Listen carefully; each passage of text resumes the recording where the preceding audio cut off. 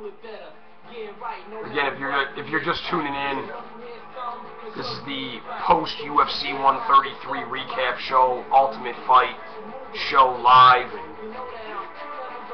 6-0 tonight for LC and the Brag Man. I'm your host, Larry Casano, also known as LC.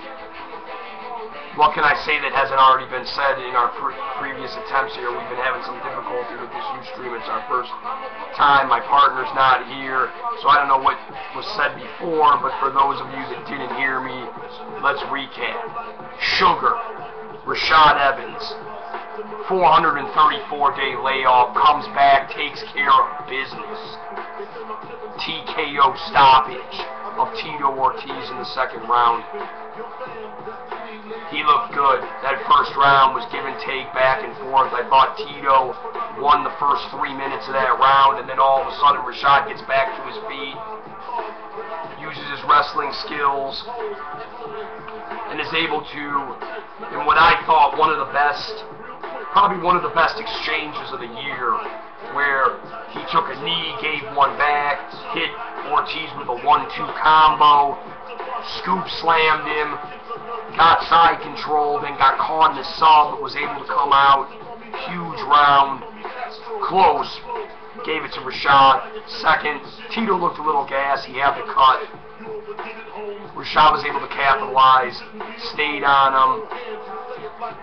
Hit him with that nice knee to the solar plexus.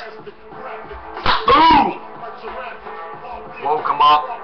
Ended the night. Sugar Rashad, your #1 contender.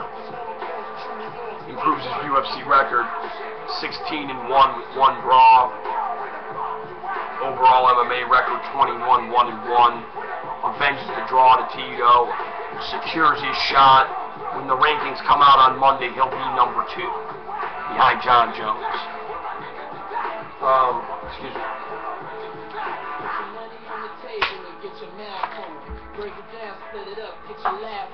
Throat's a little dry here tonight. It's been a long day.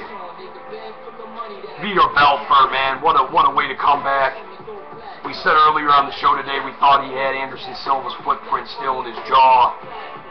He must have heard us because he came out spectacular fashion, was using his 1s and 2s, duck, close the distance, and his hands are lightning. He probably has the best boxing in MMA, him or BJ Penn. No, I'd go with Belfort, and Yoshi was no match. That's 3 losses in a row. Belfort takes care of business in the first round, as predicted by yours truly, the legend LC.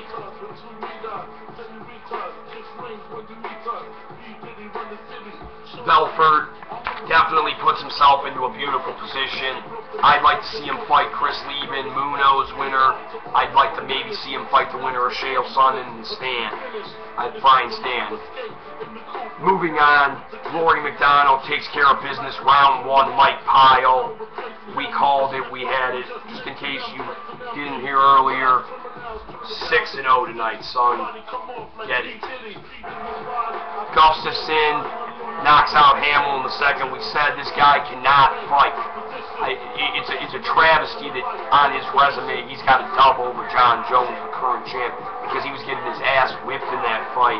And he cannot fight strikers, and he got his ass whipped handsomely tonight by Alexander Gustafsson, who improved to 11-1. We got some call numbers.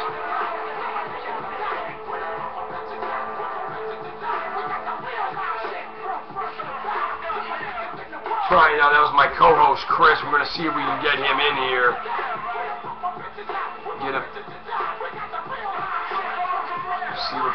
See if we can get him on the show here. We're going to switch up the song too. We'll be back in a minute.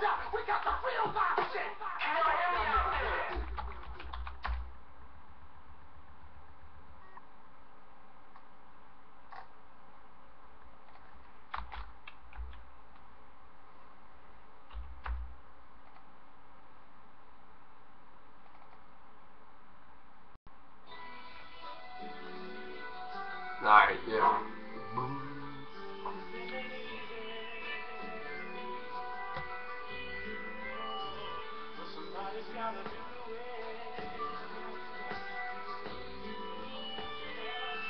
I still do not know where he's at.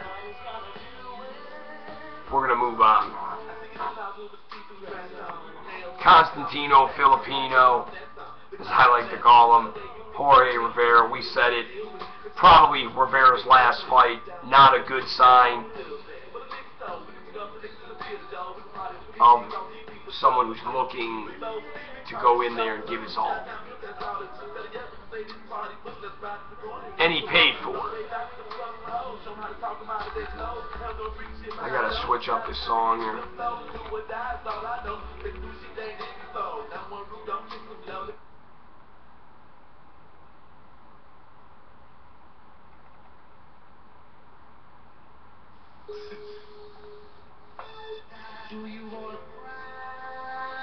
Alright, here we go. Alright, we're ready now. We're ready. We got this thing going. Anyways, just a really impressive card tonight. I was surprised by the depth in the card. Sorry, we had a neck crack. It's been a long day, man. Been up since 6. Anyways, what's the future going to hold? I don't think Tito lost anything tonight. Like I said, he took the fight on 2.5 weeks' notice. The fight that he had prepared for with Ryan Bader when he had a real camp, that was the W. He's not going to lose anything in the eyes of the fans and in the eyes of Dana White and Zuffa. I still think Tito's a top 10 light heavyweight based on the Bader and based on his will to fight this fight. However, Rashad Evans solidifies himself as the number 2. He'll get the next shot. It's official. It's going to happen. Rivera shouldn't fight again. Hamill, I think, really needs to question his future. Gustafsson, Constantinos look like they're on the rise. McDonald, I think, is ready for a step up in competition and in class. Peter Belfort, I think, is one fight away from another shot at Anderson. That's pretty much the recap of the night. Elberman, too, defeated Holman. Eversole defeated Holman. We called that 6-0 tonight. It was a big night. Now, as far as our boxing, we do a boxing cast. I just want to put this out there in case fans don't know. This is it. This is the only fight. It's the only fight that anyone wants to see in the world of sports. The man dance. The ultimate man sport. Right here. This is the fight of the century. Pac-Man, Floyd, the biggest fight ever. I'm going to predict that in May of next year we're going to see this one. So I just want to let everyone know that that's where we're at there. As far as MMA, we're going to be next week. We're going to have the UFC Fight Night live. Should be a good time.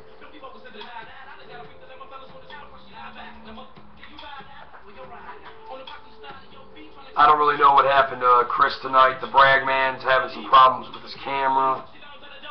This is the first time we've ever done it. We assure you and promise you that in future broadcasts, this will be much more efficient, like our show and the rest of the information and places that you can find us that the Ultimate Fight Show is now accustomed. We like to associate ourselves with excellence, and we're trying to constantly bring you the best in MMA news, boxing news, not to mention stellar predictions. I mean, I don't know the exact numbers, but we're hitting at about 90% with our predictions, and it's something to be proud of. And we're also going to have the new Ultimate Fight Show rankings, like I said, on Monday. Should be fantastic.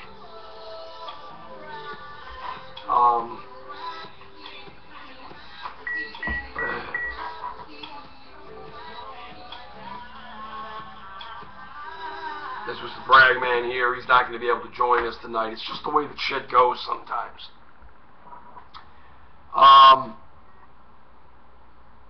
That's about it. I don't really have anything else to say tonight. I'm tired. Again, inaugural post-fight with LC. The Brag Man couldn't be with us, but like we said, 6-0 tonight.